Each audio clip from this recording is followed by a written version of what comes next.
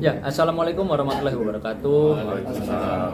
Alhamdulillah hari ini kita dapat berkumpul dalam keadaan sehat walafiat bersama teman-teman dari Pemuda Ansor.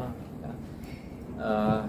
Kita semua di sini prihatin dan ingin meluruskan ya, menjelaskan kepada masyarakat khususnya yang berumat Muslim, berumat Islam maupun yang agama-agama lainnya, supaya tidak ada simpang siur dan tidak ada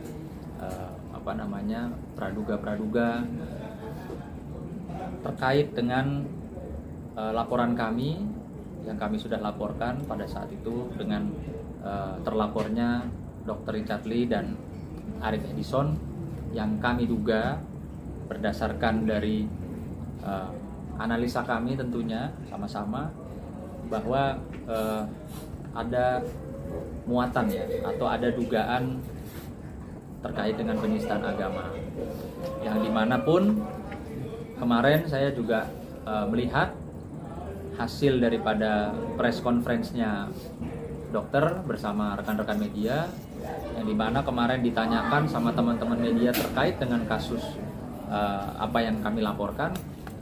Beliau menyatakan tidak perlu minta maaf karena dia merasa tidak bersalah. Nah, sebelum kita bahas terlebih lanjut, apa sih yang menjadi persoalan sehingga kami menduga adanya penistaan agama itu? Perlu diketahui bahwa di podcastnya Dr. Richard Lee, yang dimana pada saat itu mengundang narasumber ya, seorang pengacara yang bernama berinisial AE, di mana saudara AE itu dengan gamblang menyatakan bim salabim kun fayakun, mau jadi Tuhan.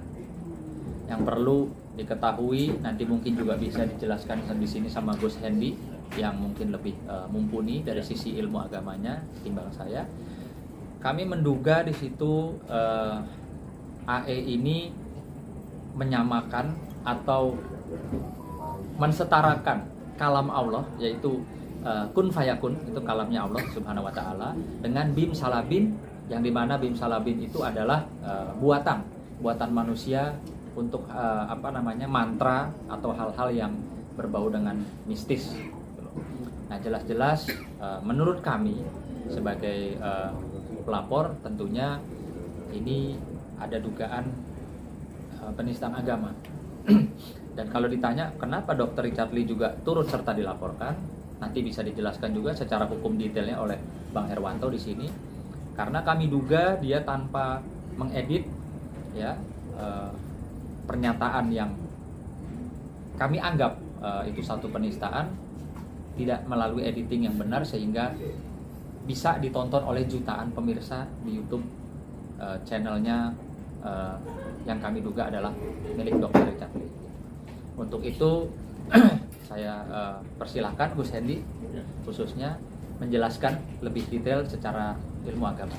Assalamualaikum warahmatullahi wabarakatuh. Waalaikumsalam warahmatullahi wabarakatuh. Selamat malam, salam sejahtera bagi kita sekalian. Saya melihat di dalam permasalahan ini itu memang ada indikasi unsur penistaan agama dengan menyamakan kalimat yang ciptaan manusia atau kalimat-kalimat yang bikinan manusia dengan kalamullah. Itu sudah sangat jelas sekali. Jadi sudah sangat bisa dibedakan mana yang buatan manusia dan mana yang memang itu adalah kalamullah. Tidak bisa dicampur adukan menjadi satu. Di sini jelas ada kalimat bim salabim yang tersambung dengan kun fayakun. Sedangkan kun fayakun itu adalah kalimat Allah ya. Firman Allah di dalam Al-Qur'anul Karim. Sehingga sangat tidak elok, tidak pantas jika kalimat itu disamakan, disetarakan dengan apapun itu ciptaan manusia. Itu tidak pantas dan tidak elok menurut kami. Sehingga apa yang menjadi dasar dari kalimat tersebut itu sudah sangat menyimpang jauh dari adab dan etika ya, seorang manusia yang menyamakan ya, kalimat buatan manusia bim salabim itu mungkin bisa sihir dan sebagainya ya, wallahu alam, tetapi disamakan dengan kalamullah yang sudah pasti kebenarannya kun fayakun, yang tidak satupun yang dapat membantah bahwa itu adalah kalamullah. Mungkin demikian dari saya, sehingga saya melihat hal ini tentu sangat tidak baik ke depannya dan memang harus diluruskan untuk menjadi pembelajaran, untuk menjadi pengetahuan bagi generasi yang akan datang, untuk tidak bermain-main dengan kalimat-kalimat Allah, dengan kitab suci, agama apapun, tidak cuma Islam ya, agama apapun, tidak bermain-main dengan kalimat-kalimat Allah, apalagi menyamakan dengan buatan manusia. Jadi saya sangat menyayangkan sekali kalimat tersebut kemudian tersiar di mana-mana tanpa ada editing dan sebagainya, tanpa ada perbaikan dan sebagainya. Saya rasa itu sudah sangat tidak baik dan itu akan melukai seluruh umat muslim yang mempercayai kitab suci Al-Quran sebagai pegangan pedoman hidupnya. Mungkin begitu. Tapi apakah akan tabayun, Gus? Nanti saya melihat ke depannya langkah-langkah berikutnya. Tentu kami akan meminta pendapat saran dari guru-guru kami ya, karena pada dasarnya kami sangat patuh tawadhu sami'na wa ta'na dengan guru-guru kami. Tapi yang jelas dari kalimat tersebut itu sudah sangat jelas menistakan agama, karena menyamakan bim salabim dengan kun fayakun yang tidak ada batasnya menjadi satu kesatuan. Ya. Ini yang saya rasa tidak baik, dan ini saya rasa harus menjadikan koreksi dan pembelajaran untuk generasi yang akan datang. Tidak boleh bermain-main dengan kalimat Allah, dengan kalam Allah, dengan Al-Quran, bahkan dengan kitab manapun ya. Tidak hanya Islam, tetapi kitab manapun. Tidak boleh menyamakan bahasa manusia, ciptaan manusia dengan apa yang sudah difirmankan oleh Allah. Bang Herwanto, apakah ada update dari RL dan AE sendiri? Ya, kemarin saya mendengar dan mencermati ya kalimat per kalimat yang disampaikan oleh Dr. Richard. Nah, setelah saya mencermati kalimat yang diucapkan oleh Dr. Richard, justru ini semakin menambah semangat saya untuk menggali lebih dalam lagi. Mungkin kesimpulan saya salah kemarin. Ternyata saya berkonsultasi, ya, diskusi dengan para tokoh agama, dengan tokoh pemuda, ya. Itu ternyata sama kesimpulannya sama seperti saya pada saat saya membuat laporan. Tadi sudah disampaikan oleh Gus Hendi, termasuk penistaan agama. Jadi saya tidak mau lagi membahas masalah tentang agama ya, sudah tidak boleh tafsir lagi, sudah dengan tegas dinyatakan penistaan agama. Nah, saya membahasnya dari sisi hukumnya. Nah, kalau dari pernyataan Dr. Richard mengatakan bahwa saya tidak akan minta maaf karena dia merasa tidak bersalah. Sekarang saya jelaskan nih. Tahun 1990 itu ada namanya tokoh, namanya Arswendo Atmowiloto. Dia mengadakan jajak pendapat, judulnya 5 tokoh berpengaruh. Saat itu belum ada media sosial, jadi masyarakat Indonesia mengirimkan tuh tokoh-tokohnya. Pak Harto nomor 1, Pak Tri dan lain sebagainya. Arswendo sendiri mendapat urutan nomor 10, Nabi Muhammad urutan 11. Hasil jajak pendapat itu diterbitkanlah dia di majalah. Begitu diterbitkan ke majalah Nabi Muhammad urutan nomor 11, besoknya umat muslim tidak terima. Akhirnya dilaporkanlah ke polisi. Dan akibat perbuatannya itu dia sudah dipidana 5 tahun. Itu dia sudah minta maaf tuh. Dia sudah minta maaf. Bahkan di dalam pembelaannya, di pledoinya di pengadilan, dia mengatakan, saya bodoh, katanya. Sangat bodoh, saya jahilun.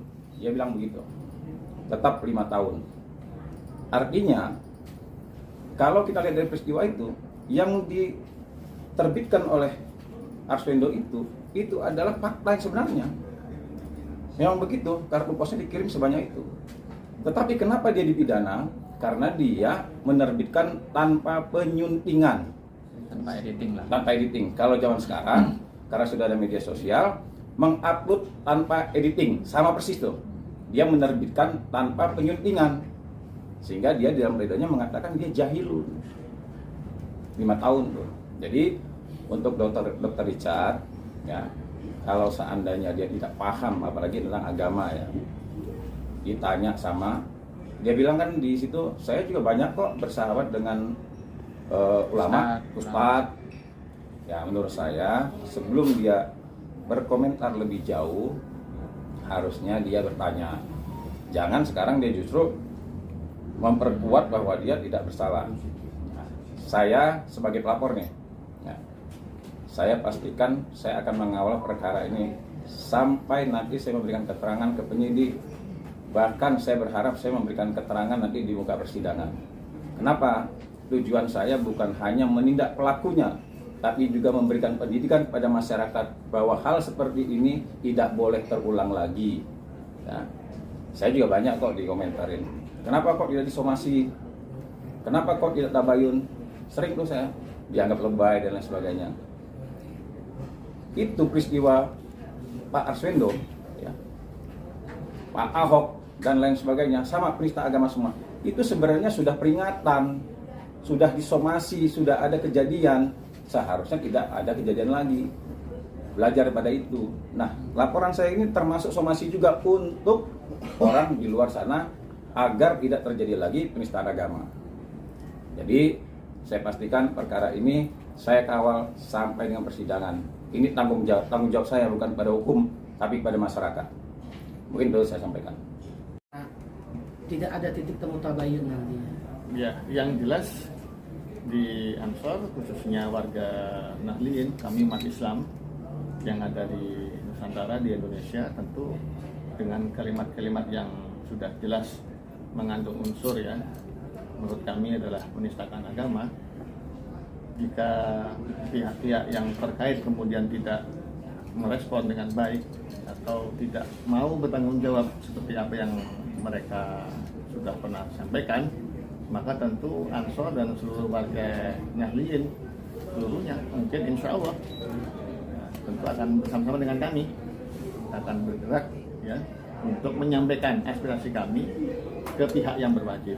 Tujuan kami adalah jelas, adalah untuk menjadikan ini efek jera bagi generasi yang akan datang untuk tidak lagi bermain-main dengan kalimat-kalimat Allah. Tegas bagi kami ya, satu titik, satu garis ya dengan para guru-guru kami, kiai-kiai kami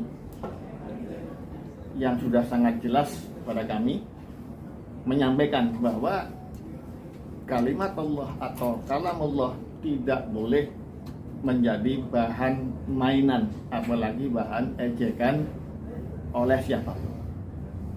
Sehingga jelas jika pihak-pihak tertentu nanti kemudian tetap tidak merespon atau bahkan mengabaikan atau tidak merespon dengan baik, maka tentu masyarakat, umat muslim pada umumnya akan bergerak. Mungkin demikian. Bang Herman sebagai pakar, ini sudah termasuk kena kasus ITE nggak sih untuk dokter sekarang? Iya, kalau bicara masalah hukum, di laporan kami juga kan ada pasal tentang ITE. Karena kan menggunakan media sosial, sudah pasti ITE. Jadi kalau seandainya penistaan agama itu hanya di KUHP, ini memperkuat karena dia menggunakan media sosial. Jadi sekali lagi ya, ini sebenarnya bukan bicara masalah hukum KUHP atau ITE, bukan hanya itu, tapi yang lebih lebih memberikan semangat di jiwa kami ya. Ini kan tadi saya sampaikan juga bicara ini kalau seandainya kita ini pakar hukum lah, pasal-pasal yang ada di undang-undang manapun kita bisa politisir tuh, bisa kita mainkan, kita jagonya, kita pakar hukum, kita sudah biasa bersilat lidah di pengadilan mempolitisir tentang pasal-pasal. Tetapi di dalam agama tidak boleh tafsir, sudah jelas. Jadi sehingga ini memberikan semangat kami. Ini bukan lagi bicara masalah hukum tentang KUHP, ini bicara masalah keislaman kita, keyakinan kita. Nah kalau seandainya kalam Allah umpamanya ini hanya dipermainkan, saya bukan tujuan hanya menindak pelakunya, tapi mencegah perbuatan ini tidak terulang lagi. Nah kalau seandainya perkara seperti ini dianggap biasa saja, yang kalam Allah, Al-Quran aja kami nggak boleh taruh di bawah.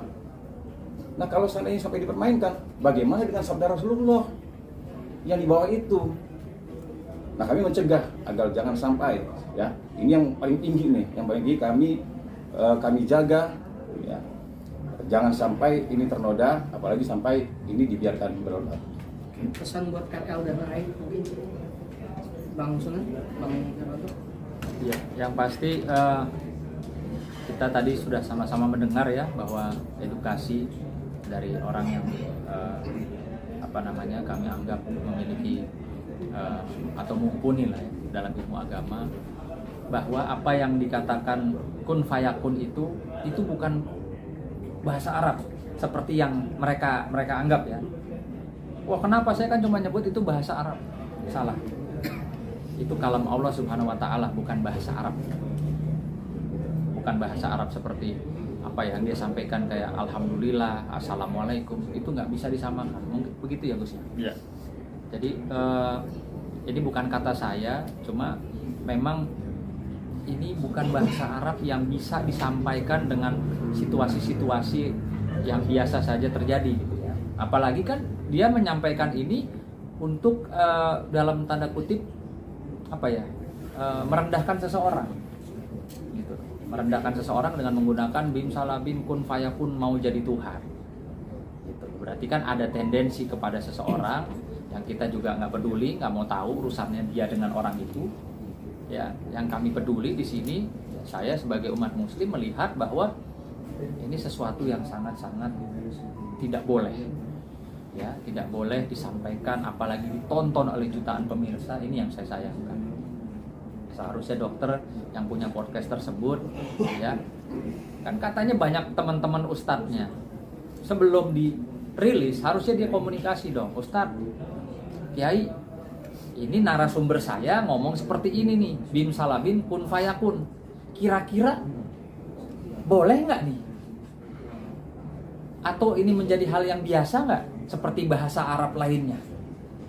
Gitu loh. Jadi jangan udah ada masalah kayak gini baru dia bilang, mengklaim saya kenal ustadz, saya kenal kiai. Kenapa sebelum itu dirilis dia tidak konsultasi, diskusi, tukar pikiran gitu loh? Apa karena ini mengejar momentum atau mengejar keuntungan?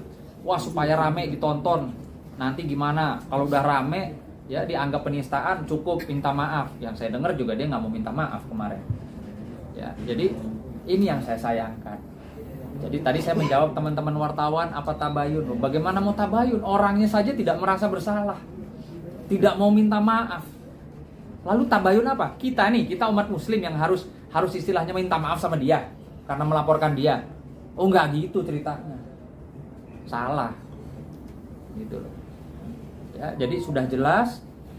Karena saya melihat juga banyak sekali nih rupanya mungkin masyarakat atau netizen yang tidak paham ilmu agama sehingga merasa apa yang kami laporkan ini sesuatu hal yang kecil, sepele, bahasa Arab biasa, tapi dibesar-besarkan jadi laporan polisi. Saya nggak marah karena mungkin saja ya Gus ya ilmunya nggak nyampe gitu. Jadi berpikir hanya ini kan hanya bahasa Arab biasa. Oke.